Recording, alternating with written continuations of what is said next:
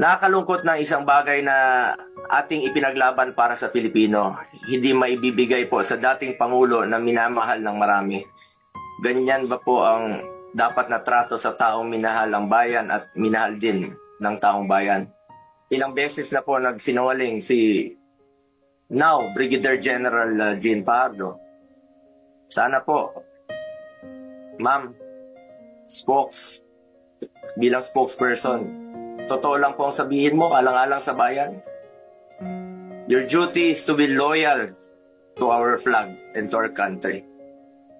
Minahal namin kayo ni dating Pangulong Duterte. Sana, konting respeto lamang po.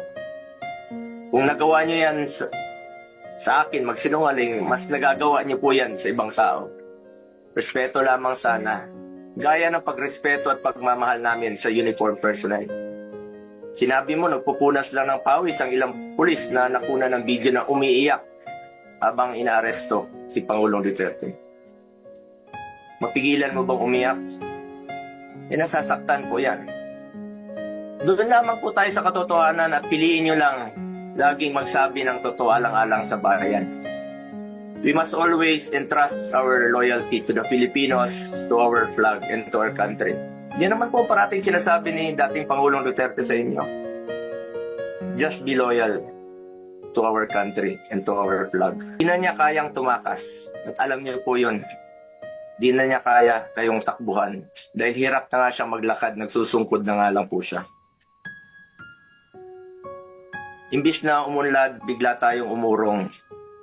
OFWs, pinapauwi natin. Noon, ginagawa natin ang paraan. In fact, si dating Pangulong Duterte, sumusulat yan sa mga king o sa leader ng ibang bansa para makauwi. And even nagre-raise tayo ng blood money para makauwi lang yung mga kababayan natin. Pero bakit baliktad niya yan? Bakit isinuko po ang sarili nating lahi? Hindi ko lubusang matanggap na siya ay nililiti sa ibang bansa gayong siya ay isang Pilipino.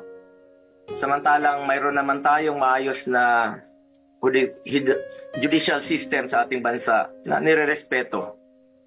Kung consistent po ang gobyerno sa posisyon na ito na hindi kilalanin ang jurisdiction ng International Criminal Court, bakit hinayaan po nitong ma-implement ng warrant of arrest ang Interpol mula sa isang korte na hindi naman natin kinikilala?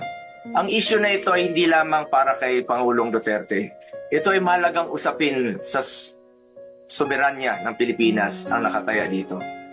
Alang-alang sa ating mga bayaning nagbuwis ng buhay upang makamit lang ang ating kalayaan. Alang-alang sa ating ngayon na patuloy na inaalagaan ang ating soberanya upang ang ating mga anak at mga anak ng ating mga anak ay mamumuhay ng isang bansa na malaya at irespeto ng ibang bansa. Pakasakit po sa dibdib na pagkatapos niya isakripisyo ang kanyang sarili para sa kinabukasan ng ating mga anak at ng bawat Pilipino.